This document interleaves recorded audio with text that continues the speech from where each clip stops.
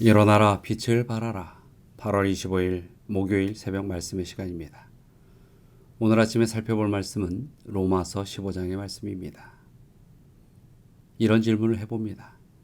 그리스도인들이 신앙생활을 잘 하기 위해서는 어떻게 해야 할까?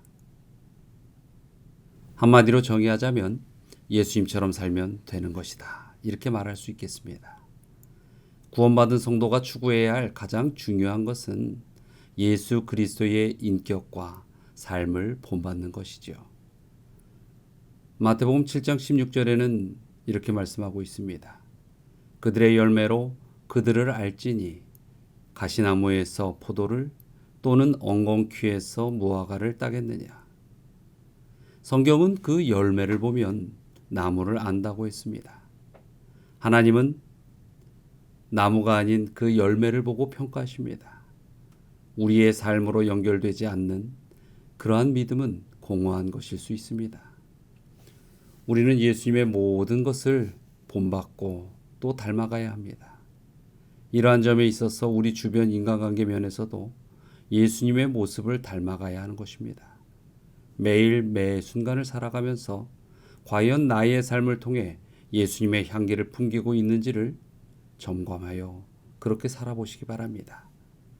오늘 본문에 보면 하나님께서 성도들의 교회 생활에 대해서 교훈하면서 예수님께서 이렇게 사셨으므로 너희도 그렇게 살아야 한다. 이렇게 말씀하고 계십니다. 이 말씀대로 살면 가정이 변하고 교회가 변하고 세상이 분명 변하게 될 것입니다. 로마서 15장 1절입니다. 믿음이 강한 우리는 마땅히 믿음이 약한 자의 약점을 담당하고 자기를 기쁘게 하지 아니할 것이라. 흔히들 현대를 양육강식의 시대라고 말합니다. 한국에서는 갑질이라는 말이 매우 유행하고 있지요. 강한 자가 약한 자를 지배하고 이용하고 착취하는 일이 많기 때문입니다. 그러나 1절의 말씀을 보면 하나님은 강한 자들이 마땅히 연약한 자의 약점을 담당해야 한다. 이렇게 말씀하고 있습니다. 하나님께서 여러분에게 남보다 더 많은 은사와 능력과 힘을 주셨다면 그것은 다른 사람을 섬기고 약한 사람들을 도우며 살라는 것입니다. 교회 안에는 믿음이 강한 자도 있고 믿음이 약한 자도 있습니다. 믿은 지 오래된 사람들도 있고 이제 막 믿기 시작한 사람들도 있습니다. 그러므로 강한 자들이 약한 자들의 약점을 담당해야 합니다. 왜 그렇게 해야 합니까? 그 이유는 예수님께서 그렇게 하셨기 때문입니다. 예수님은 우리의 연약함을 아시고 사랑하셨습니다. 우리가 죄인인 것을 알고도 사랑하셨습니다. 마태복음 8장 17절의 말씀입니다. 이는 선지자 이사야를 통하여 하신 말씀에 우리의 연약한 것을 친히 담당하시고 병을 짊어지셨도다 함을 이루려 하심이더라. 이 말씀에 보면 예수님은 우리의 연약한 것을 친히 담당하시고 병을 짊어진다고 하셨습니다. 예수님은 얼마나 강하고 능력이 많고 위대하신 분이십니까? 그 예수님이 우리의 허물을 드러내거나 연약한 것을 비난하지 않으셨습니다. 우리를 없이 여기거나 멸시치도 않으셨지요. 예수님께서는 우리의 허물을 덮어주시고 죄를 가리워 주셨습니다. 우리의 연약한 부분을 친히 담당해 주신 것입니다. 그 결과 우리는 예수님 때문에 믿음을 가지게 되었고 예수님 때문에 은혜와 복을 받아서 강한 자가 되게 되었습니다.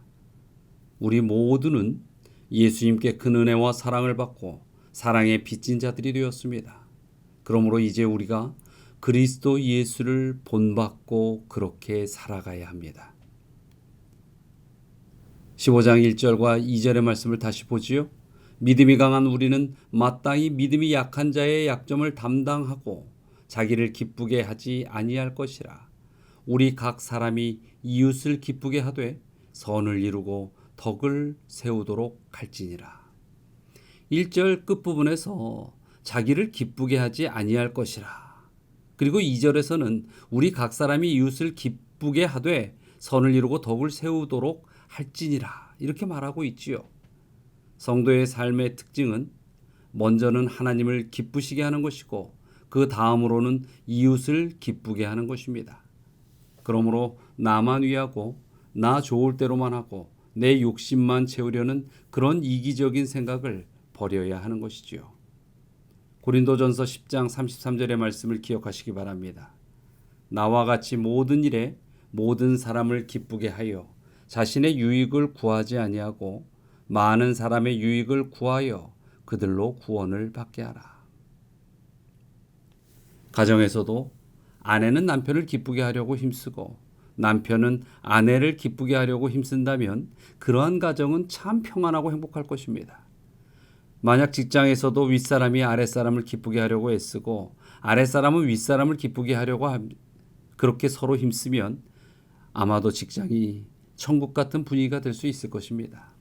교회 생활도 마찬가지지요. 서로 섬기고 도와야만 하는 것입니다. 예수님의 사랑을 느낄 수 있도록 서로 돕는 성도가 되시길 바랍니다. 나 때문에 웃는 사람이 많아지도록 그렇게 말입니다. 또 나 때문에 덕보는 사람이 많아지는 그런 우리 교회가 되기를 바라는 것입니다. 3절의 말씀입니다. 그리스도께서도 자기를 기쁘게 하지 아니하셨나니 기록된 바 주를 비방하는 자들의 비방이 내게 미쳤나이다 함과 같으니라.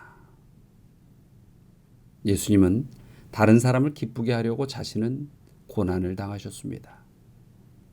우리를 살리기 위하여 자신은 죽으셨지요. 또 우리를 행복하게 하기 위하여 자신은 불행해지셨습니다. 예수님은 우리를 부유하게 하시기 위해서 자신은 가난해지신 것입니다. 우리도 예수님을 본받아 다른 사람을 기쁘게 해야 합니다. 이웃을 기쁘게 하면 사실 우리 자신도 기뻐질 것입니다. 이런 말이 있죠. 다른 사람을 행복하게 하면 나도 더욱 행복해진다. 그렇습니다. 그래서 우리는 다른 사람을 행복하게 하고 기쁘게 하고 잘되게 하는 일에 정성을 들이는 분명한 의미를 알게 되는 것입니다. 그러나 반대로 이웃을 슬프게 하면 우리 또한 슬픔을 당할 것입니다. 5절과 6절의 말씀을 보면 하나님께서 우리 성도들로 하여금 그리스도를 본받으라 하시면서 서로 같은 마음을 품게 하셔서 한 마음과 한 입으로 하나님께 영광을 돌리기를 원하신다. 이렇게 말씀하고 있습니다. 한 마음이 될 때 모든 생각이 일치되고 뜻이 하나가 되고 목소리가 하나가 되면서 하나님을 순종하여 하나님께 영광을 돌릴 수가 있는 것입니다. 그러면 누구의 마음으로 하나가 되어야 합니까? 바로 예수 그리스도의 마음으로 하나가 되어야 하는 것입니다.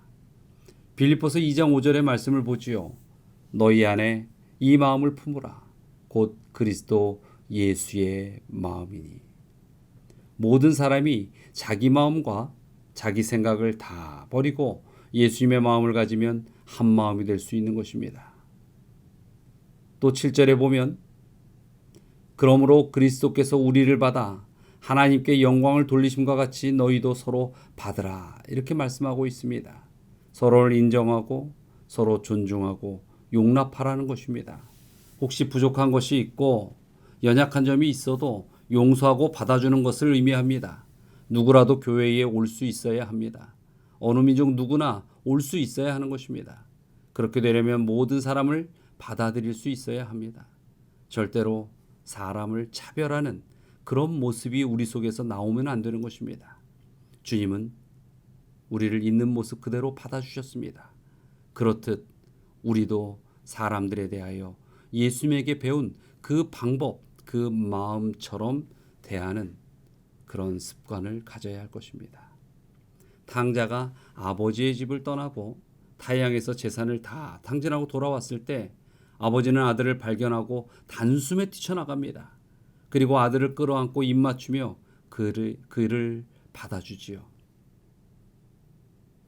아버지의 그 사랑이 탕자를 살릴 수 있었습니다. 여러분, 우리는 탕자와 같은 자들입니다.